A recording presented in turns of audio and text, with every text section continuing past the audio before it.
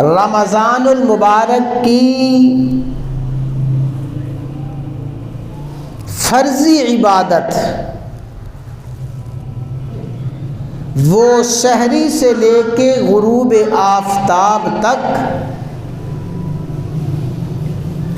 अपने आप को खाने पीने से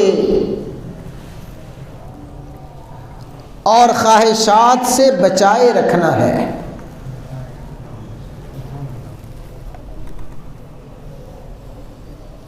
हज़रात गिरामी, अरबी ज़ुबान का एक मक़ूला है, फ़िअलुल हकीमी ला यख़लू अनिल हिक्मा। किसी भी दाना और किसी भी समझदार और साहिब दानिश का कोई भी फेल और अमल हिकमत से खाली नहीं होता। हकीम के हर फेल में बेशुमार हिकमतें होती हैं। अल्लाह तबारक व तआला जो सारी मखलूक को दानाई,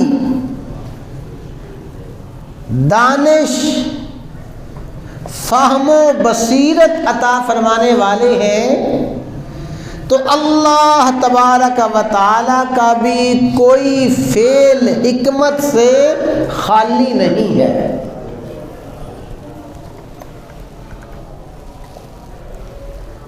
रब्बुल इज़्ज़त ने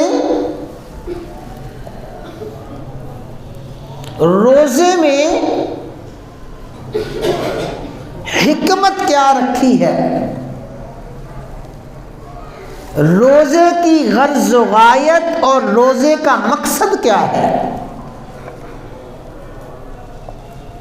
मक़सदुस सियाम, क्या महज खाने पीने के औकात को तब्दील कर लेना यही रोज़ा है? क्या वक्ती भूख और प्यास बर्दाश्त कर लेना यही रोज़ा है? 29 या 30 दिन तक तुलूए सहर से लेके गुरूब आफताब तक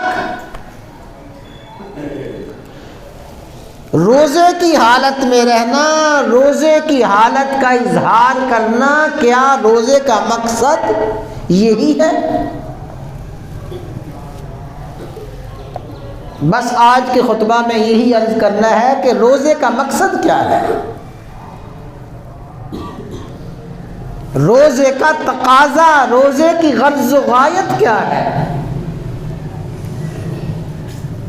और आप सभी जानते हैं कि जब गर्ज़ व गायत मफ़कूद हो,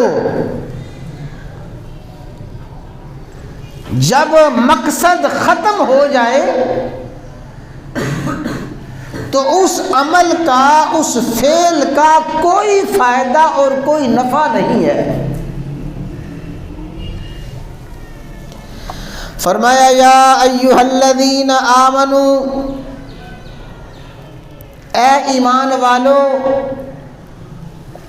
कुतिबा अलैकुमुस्सियाम, तुम पे रोज़े फ़र्ज़ कर दिए गए हैं, रोज़े तुम पे लाजिम कर दिए गए हैं। इस रोज़े की फ़र्ज़ियत में तुम्हारी अपनी चाहत, अपनी ख्वाहिश का कोई दखल नहीं है। ये नहीं कि दिल चाहा तो रोज़ा रख लिया, दिल ना चाहा रोज़ा ना रखा, ना ना, इसका तुम्हारी चाहत के साथ, मर्जी के साथ ताल्लुक नहीं। अगर तुम साहिब ईमान हो तो फिर तुम पे रोज़े फ़र्ज कर दिए गए। तुम्हारा दावा ये है कि हम मोमिन हैं, तुम्हारा दावा ये है कि हम साहिबे ईमान हैं, तो साहिबे ईमान पे रोज़े फ़र्ज कर दिए गए हैं।